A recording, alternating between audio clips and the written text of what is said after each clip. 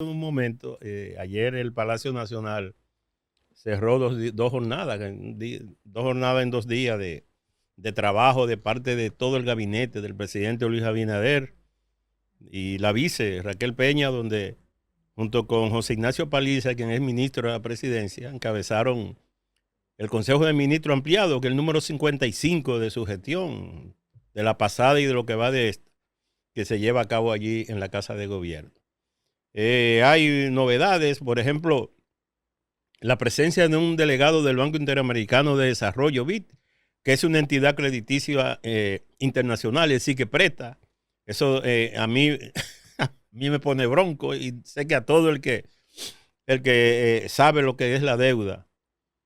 Muchos dirán que no, que mientras el país tenga capacidad de endeudamiento es porque la situación económica es positiva, y eso es verdad. Eso lo dominan los economistas, los expertos en temas financieros, pero las deudas nada más favorecen al que lo presta y al que le pagan, pero el que lo coge difícilmente en estos países salga beneficiado. Pero bien, ese es un criterio mío, ¿no? Una delegación del BID, reiteramos, pero también una delegación del Reino Unido, entiéndese, de Inglaterra, de los ingleses. Y muchos se preguntarán, ¿y por qué? Bueno, porque Tony Blair, no sé si ustedes recuerdan, Tony Blair fue primer ministro de Reino Unido en la gestión de cuando en Estados Unidos era presidente George Bush, hijo. Lo recuerdo como ahora. Cuando la invasión a Irak, que se inventaron aquel cuento de las armas de destrucción masiva para justificar lo que se está justificando ahora en el caso de Venezuela con la famosa narcolancha y con el cartel de los soles y todos esos cuentos que uno sabe que son leyendas, ¿verdad?, para justificar una intervención.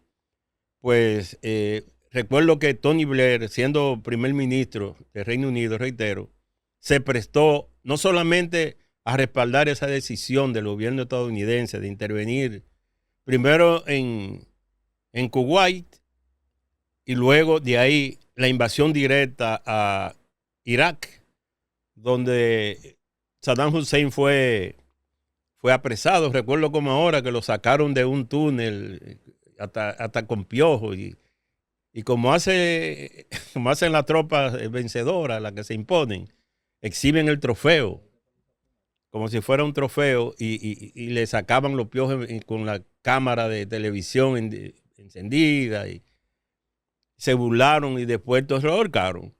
Y Tony Blair se prestó a apoyar eso. Ese es la persona que está asistiendo al presidente Luis Abinader y que tiene intenciones aquí de intervenir en unos temas ya de carácter económico y financiero, que será en otro programa que vamos a tratar de eso, porque ahora no nos dará el tiempo. Pero la verdad que el Consejo de Ministros tuvo una jornada muy intensa ayer.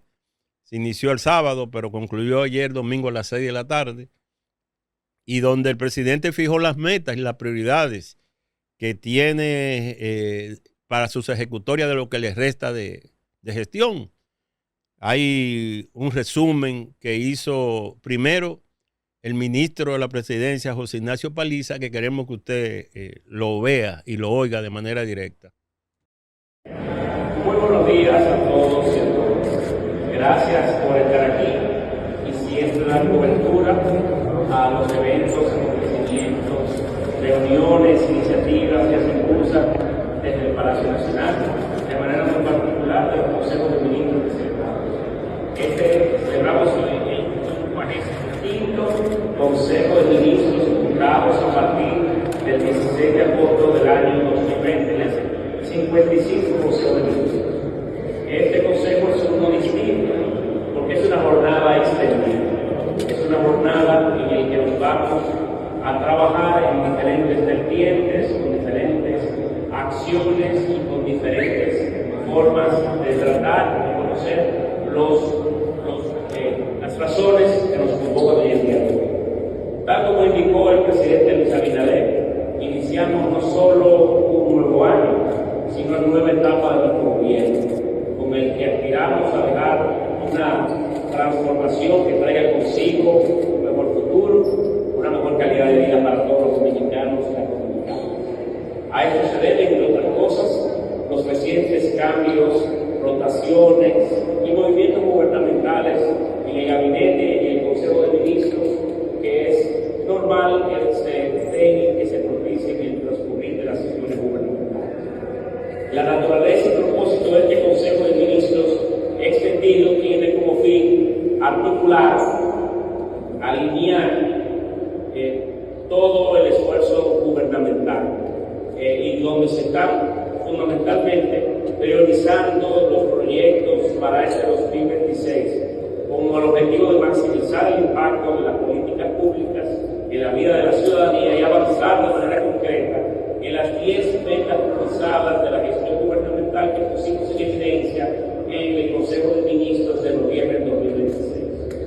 Este Consejo de Ministros, esta jornada extendida, cuenta con el apoyo y el acompañamiento de los expertos del Banco Interamericano de Desarrollo. La jornada cuenta con no solamente su respaldo técnico, sino metodológico, que nos ayudará a través de sus representantes en el país, de sus equipos que vienen de Washington, y con la asistencia de Sir Francis Maude, un experimentado político británico que fungió, entre otras cosas, como ministro de gabinete del primer ministro David Cameron desde el 2010 hasta el 2015.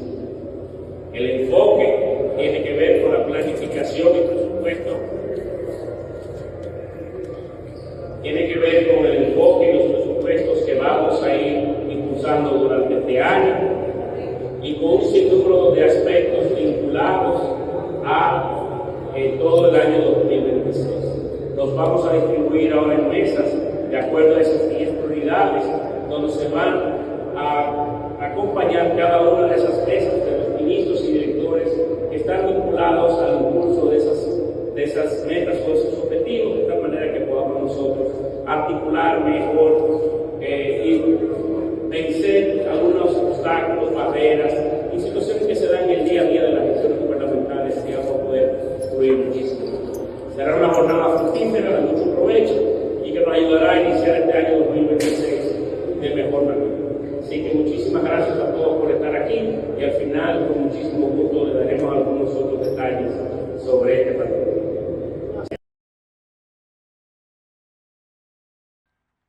Bueno, ahí escuchamos a don José Ignacio Paliza en su condición de ministro de la presidencia, cuando daba algunos detalles de lo que es ese Consejo de Ministros con tanda extendida, o sea, ampliado, no solamente en la cantidad de participantes, sino también en el tiempo de duración, porque fue prácticamente desde las 9:35 de la mañana hasta las 6 de la tarde, es decir, un día entero ahí en el Palacio. Uno espera que realmente eso sea un esfuerzo teórico, pero que en la práctica se ve el resultado, ¿verdad? De que esas inversiones que a través de lo que será la administración, la inversión del presupuesto, del erario, que debe estar destinado realmente a lo que es el impulso de las obras que reclama la gente, pero también de los planes de servicio que deben mejorar, porque hay que decirlo con toda propiedad y con mucha objetividad y sin ningún tipo de apasionamiento ni de acomodamiento, señores. En el país ha habido una degradación a nivel de servicios públicos cuando uno pensaba y piensa y cree que no tiene ninguna justificación. En la línea del metro, que es una de las obras insignia, no de este gobierno, desde el gobierno de Leonel Fernández, quien fue diríamos, el responsable de esa gran obra, desde su gobierno, a través de Andino Peña, recuerdo como ahora, se creó la OPRE, que es la Oficina de Reordenamiento del Transporte en la capital dominicana. Se refería esencialmente a eso, a la construcción de un metro, cuando mucha gente dudaba de ello. Incluso Recuerdo que hubo críticas porque decían que el presidente Leonel Fernández tenía en la mente Nueva York. Y cuando hablaba de Nueva York chiquito, parece que se enfocó en eso, en el tema de dotar a la capital de un metro. Nueva York es el subway, es el metro de allá. Y sin embargo, la vida ha demostrado que es una obra, óyeme, que diariamente sirve de sostén para miles de ciudadanos de bajos recursos que no tienen para tener un vehículo y que no tienen para pagar 5 y 6 pasajes para ir y venir a su trabajo, para cruzar la capital en los dos extremos. Y eso ha venido a contribuir el metro. Y en esa obra, ¿usted cree que la situación está bien?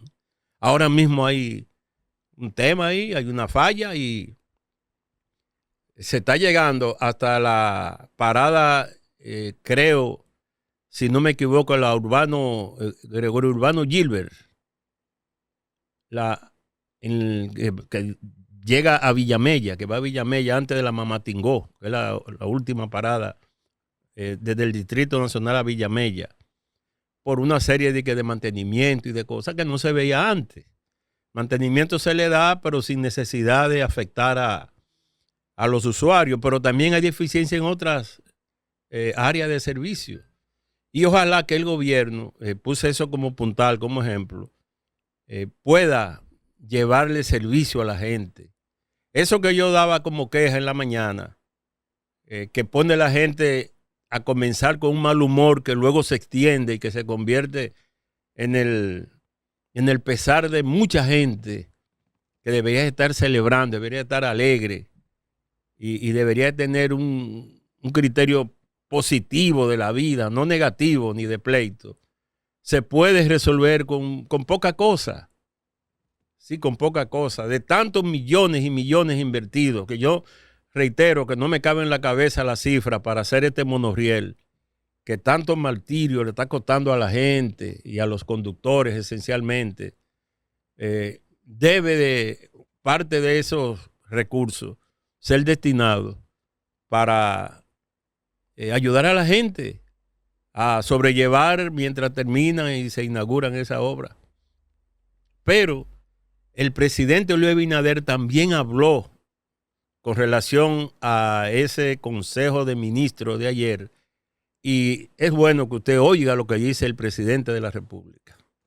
Lo más importante es que el país cuenta con nosotros y espera que nosotros podamos responder a los grandes retos que tenemos. Debemos de seguir gobernando con objetivos, con el foco puesto en la mejoría de la calidad de vida. Repito esto, con un sentido de urgencia, y eso nos da también un sentido de propósito. Muchas gracias a todos.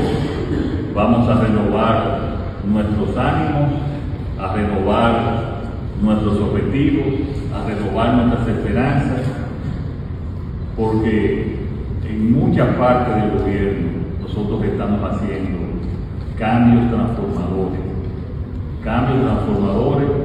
que ustedes a veces quizá el día a día no lo dejan evaluar la verdadera trascendencia que tienen en un futuro.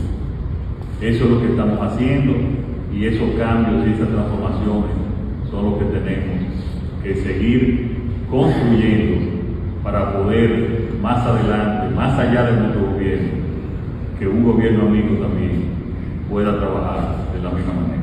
Muchas gracias, que Dios lo bendiga.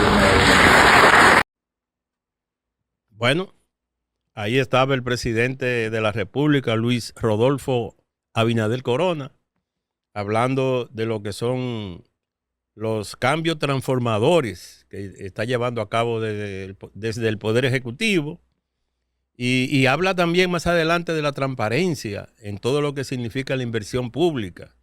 Y son elementos muy importantes, decisivos inclusive, para que termine bien su obra de gobierno. Y que al terminar su gestión, ¿verdad?, pueda salir por la puerta ancha en medio del aplauso de la gente si se lleva a cabo esos deseos, esas apreciaciones del presidente de la República, él puede salir por la puerta ancha todavía. Pero eso habría que verlo, como decía alguien en mi pueblo. Eso hay que verlo. Hay que verlo. ¿Cómo está el sector salud? ¿Usted cree que el sector salud, que es vital, para mí esencial, para la vida cotidiana del dominicano, está bien? Tenemos casos y ruido que todo el mundo sabe, a partir de Senasa. ¿En qué estamos? En la supuesta renuncia del señor Mario Lama del Servicio Nacional de Salud, SNS.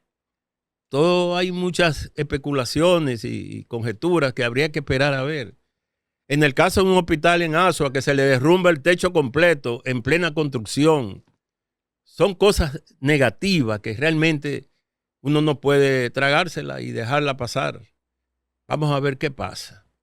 En medio de esta situación y lleno de buena fe, uno espera que todo eso se revierta y que se convierta en elemento positivo el tema que el presidente dice ahí de una gestión para transformar realmente la República Dominicana. Vamos a hacer esta pausa y en breve estaremos aquí con un tema que sumamente es interesante y que no vamos a perderle ni pie ni pisá, como decimos en Villa.